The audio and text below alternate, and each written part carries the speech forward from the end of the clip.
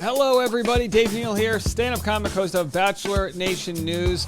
This is our last recap of the Nick Viall podcast today with Ivan Hall. They went over so much content. We talked about the Chris Harrison firing, Brendan and Piper's issues, their dramatic fallout, and now we've got Hotel Gate. So we'll get right into Hotel Gate momentarily. Of course, this is in reference to Ivan Hall going behind the scenes. This was his Truman Show moment where he broke out of the mold during a storm where they were quarantining in a hotel, and he found Alexa's room number and had a passionate conversation, I should say, with her. So we'll get into all of that. We'll do that in a second. And don't forget, I got a new vlog that just dropped this morning. New York City broke me. It's a nice vlog about my time in New York City. 3 stand-up shows. I showed some clips from each. And also went to Fashion Week with my fiance. All right, let's get right into it. Again, go watch the full video, comment, like over there on Nick's page. It's always good to support the original creators. We're just here to comment on it. Let's get into it. But first, Ivan gives a little bit of a word on the character of Thomas, and then he jumps right into talking about his situation with Alexa. Do something or drop it, for me at least. What was your take on Thomas? I mean, there are so many opinions about Thomas on Katie's season and on Paradise, and then now he's with Becca, and we all love and respect Becca and think she's a great judge of character. I feel like Thomas has been redeemed a little bit. We've been back and forth on this show. I never thought he was as bad as some people try to claim. Same. Whether it was Katie or some of the guys on the season, but he certainly is guilty of saying rather profound things with not much to back it up. What was your take about the guy? Thomas, I love Thomas, honestly. Every interaction we have, I still talk to him on occasion here and there. He'll check in on me. He was, I think almost all the girls would say this, he was a complete gentleman to everybody, always took the plates up for the girls, brought food to them, just being a sweetheart to literally everybody. Super nice guy. And I mean, and that's all I could really judge him off of. I wasn't on their season. And post-show, he's been a great guy. He's got a lot going for himself. Comes from a great family, owns, a business and all that kind of stuff. Very well spoken, very intelligent, remembers a ton of things. We talked about quite a bit. And yeah, I do definitely respect Thomas and think he's a great guy. Oh, it's funny. Always funny to hear. Other people. I really do. I do think, I definitely do agree with you. Becca is a good judge of character. And I think now it's important to know that just because Thomas is liked by the beach and Becca doesn't mean that Katie and him didn't have something that was off. Of course, Katie might have had her judgment skewed by all the guys saying Thomas is the worst. So then she started to question him and maybe didn't get the answers she wanted. But, you can you can not click with one person and click with others. We're happy that Thomas and Becca are working out. Well, and I know things are going very well for them, and he has real genuine interest, and he's actually shocked by it all and how it all worked out. And it's, it's a bummer we didn't get to see more of them. Truth. Yeah, because I mean he took it. He really took it on the chin on Katie's season, and sure. Really all the guys, and even on this podcast, Katie had some pretty harsh things to say about him, which didn't really back it up. But yikes! Nice to hear other people's perspectives. Yeah, the Paradise experience and post-show experience from the Thomas perspective has been great. I genuinely do like that guy a lot. He was supposed to come out here to Dallas one weekend, but things kind of fell. All right, so next let's get into the Alexis scenario, and then we'll wrap this puppy up. We skipped over kind of an important part that people want to get more insight on, and that is the storm and you sneaking out and the phone. And of course. So I guess just shed some light on that and tell us what happened there, and and then we'll go from there. A lot still happened on that first day, kind of in order, with the Chelsea Aaron situation. Aaron and I get in a big fight. Then I literally am talking about the situation nonstop with the guys and other people just for hours or whatever. So the producers pull me away for my ITM, and I have a little bit of time just to reflect on everything and where I was in the moment with my feelings on everything and my conversation with Chelsea and where I was mentally as far as Paradise goes. And in my interview, actually, before that cocktail party and Wells pulls me aside, I straight, tell the guys hey, I'm not going to accept anybody's rose tonight. I'm just going to go home. Paradise has done a number on me. Chelsea's great, but it's just kind of too little too late for me to be here. I feel And then later on, before the cocktail party, I talked to like Riley and DeMar and some other guys, and I say bye to everybody before the rose ceremony even happens. Like I'm already saying goodbye to people. I think I threw Joe off. He was like, "Are you sure? Like, we could talk later. Like, you might stay. You never know." I was like, "No, man. Like, I'm done. I'm done here." So like, I kind of just wanted to say that, at least just because there was a lot of questions about me just trying to rose hunt or whatever and just stay there for the sake of staying there. Because no, at that point, like after the fight and then after just like, it was a cool conversation with Chelsea, but it was just one quick conversation. I was kind of just ready to leave Paradise at that moment.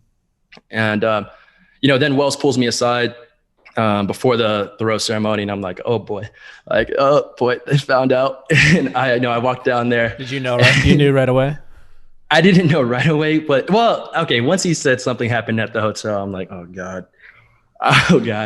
So I'm like, all right, we're about to go figure this out.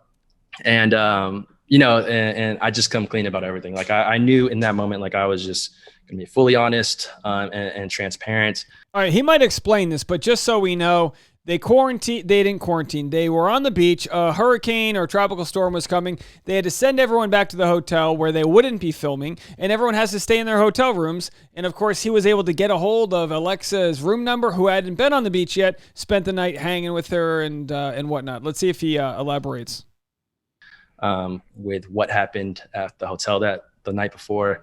People kind of got to see that it was actually a much longer conversation than what was aired, really. Like, I mean, always is, yeah. And a lot of it, I'm sure, kind of still throws people off, doesn't fully make sense to a lot of people because they're like, who's Alexa? What in the world? But Alexa is somebody that she was actually out of the people that I kind of knew were going to Paradise, she was actually the person I was most interested in meeting. I said Alexa and Serena P since the very beginning of Paradise. Like that's what you told producers? Like I told producers that. Yeah, like even because I was the third person out on the beach, like it was me, Joe, and Abigail. They showed me saying Serena P, but I also later on in that conversation mentioned, or at the beginning, I think, I mentioned Alexa from Peter's season. Like I really want to, meet her and get to know her just based off the few conversations we had pre-Paradise. I thought she was a great person, had a great personality, and we had really good, energy around each other on the phone at least. So I've never met her in person or anything like that. Never set any expectations with her, but that's kind of where my mindset was at with Alexa, because I was like, man, she's not here. And I was hoping she was going to be there.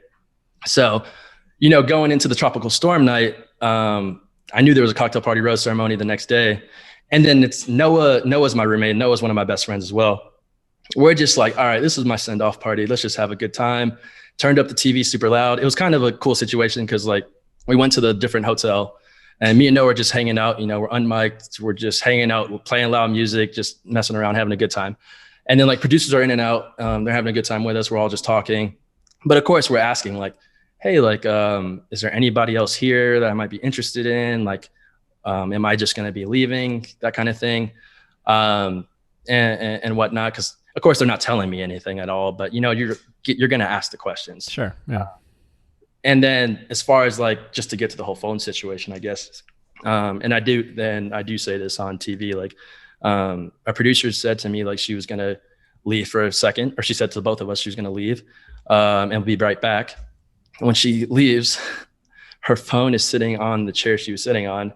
And then like me and Noah, like look at each other, like, what in the world is going on? So of course we hop out of bed. And, like it was just like in this day and age, that's a weird, you notice that right away. And so yes, you fully notice it, but also like, and I haven't seen a phone in a month or whatever, and we're just it's like lit. It's just like unlocked and lit. Yeah. So yeah, I pick up the phone. The phone, no joke, is unlocked and it has the list of names and room numbers. I do not press swipe up. I don't type in a code. It's just on the screen. With it being just on the screen, a list of rooms, room numbers and names, I, of course, and Noah can attest to all this, like we, of course, look to see who's on the list. So I see Alexa's name there. I mean, I don't even, do we think that's going through someone's phone? What? He didn't touch it. He didn't do any of the. Did you even touch the phone? Did you touch it? We definitely had to scroll on the list. Okay. All right. That's going scroll through. on the list. There was no swiping. Okay. There was no going to the homepage. I did not go through it at all. I did go through that. I will say. Technically, we're just having fun with this, but yeah, you touching the phone. Scrolling, you definitely, that's a different. Yeah. Had you just kind of looked, you could really totally innocent. I mean, either way, whatever. But It was like, because it was a list of all of our names on there, so like it was just like, and then like. But you did have to touch the phone and scroll a tad. Okay. Yeah, like it was a longer list. Like it didn't all fit on just one screen, but it was just it was open and on. Like conveniently right there. It was crazy, I know, but like you're not really thinking fully straight. I will say it in the moment. So, I'm trying to think what I would have done in that situation. I would have looked. I probably would have thought that someone's trying to tell me something without trying to tell me something. That's what I would have thought. Yeah. So not necessarily to go sneak out, but like, hey, maybe don't leave quite yet, kind of thing. Yeah, maybe so. I've had a lot of thoughts about it, and that's kind of probably what I don't know. Who knows? I don't know. Who knows? But yeah, who knows? We'll never really know. But yes. You proceed. Yeah. You got the. Yeah. So I see Alexa's name here. Again, this was the top person I wanted to see at Paradise. I was interested in. I have zero interest, or I don't think anybody at the beach has any interest in me at this point, because this was before the cocktail party, and I hear that Chelsea does have interest in me, and I just got broken up with Kendall, so I had no ties to anybody back at the beach at this point in time. So, we're just like, we go look at the map on our door, and we're like, oh man, cause this is a big resort. We're like, oh, she's just across the hall and 2 floors up. Like, it's actually not that far. Like, it's not like on the other wing of the hotel. Like, it's like not that far from us. Yeah. From me, right? You just kind of do the math and do the math. And then, it's like, it's getting later in the night, and I'm like, all right, F it. I'm just going to go say what's up to her. Did Noah know you left? Yes, Noah fully knew. Like he was my roommate. We where did you guys debate? Where you're like, you must have been like, hey man, should I just fucking go? Yeah, no, I mean, I don't. So I will say, like, I'm not. So this is fully my actions that I took, by the way. Yeah, you're. I love how guilty he is, and also how victimless this crime is. This is the difference between this crime and Brendan, is that there was no victim here. Ivan was dead on arrival. DOA. He had no other prospects. He wasn't dating anybody. He was just a chump on the beach who had a moment to go look and shoot his shot. That's why this is so much more fun. Victimless crime. You're growing, man. Yeah. If anybody else Noah. Although you could argue that the real victim here is Alexa, because she never made it onto the beach. She never got to get that Instagram following, love story, whatever redemption arc. So she's the victim here. Yeah. If anybody else was my roommate, I definitely wouldn't have gone. But Noah's definitely like a little bit mischievous, and who knows what he's gotten away with in the past. So it's like my mindset was just in a weird place. Yeah. I was like, F it, I'm gonna just go. Of course, I met him for like 30 seconds at Gov Ball. Well, more than 30 seconds. I spent a few minutes with him, and yes, he seems like a really nice guy. I quite like him, but he's a. You need a buddy who's willing to commit a crime with you. You need a buddy who's willing to know where the metaphorical bodies are buried. Not real bodies, but, victimless crimes we're talking about. You can tell he, the guy we got to see on Paradise, he loves to toe the line, and he's definitely not safe. Yeah, so no, I really do love that guy too. Like, we spent a lot of time together. He's great. But yeah, no, I made the decision. I was like, all right, dude, I'm about to just go. And like, of course, he's my roommate, so we'd have to figure out like how I'm gonna get back in, all that kind of stuff. But I literally just, and what was hilarious, I was really wondering about this. I was wondering if they had any footage of me like sneaking over to her room, because I kid you not, I looked so ridiculous. I was wearing one of Noah's hats that literally said the word bad across it. And then I put on some glasses and a mask, and I think like a hoodie. So I was like very incognito, and just was like trying to like completely be like, not or whatever. I didn't want to draw any attention. Yeah. So I get to her room. I knock on the door. She opens the door. I could tell she like doesn't recognize me for a second, because I think she thought I was a producer. She told me like, but then like after like 4 seconds, she's like, Ivan, oh my gosh.